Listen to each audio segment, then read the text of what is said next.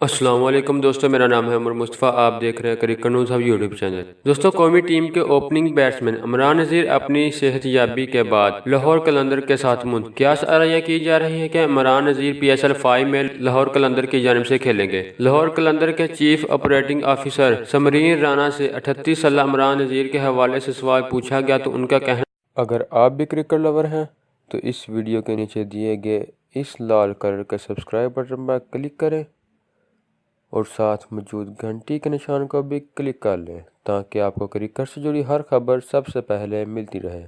تھا کہ opening batsman Qalandar کی طرف سے کھیلیں گے یا نہیں، ان کا ڈرافٹ کے بعد پتہ چلے گا. عمران نذیر کو پی ایس ایل 5 کے گولڈ کیٹیگری میں شامل کیا گیا ہے. سمرین رانا کا کہنا ہے کہ گولڈ کیٹیگری میں ہمارے پاس فاسٹ بولر حارث رف اور سہیل اختر موجود ہیں جو کہ برقرار رہیں گے. انہوں نے کہا کہ عمران نذیر T10 لیگ کھیل رہے ہوتے تو ان کے لیے یہ فائدہ مند ثابت ہوتا، کیونکہ اگر وہ پرفارم کرتے تو کوئی بھی ٹیم انہیں آسانی سے منتخب کر لیتی.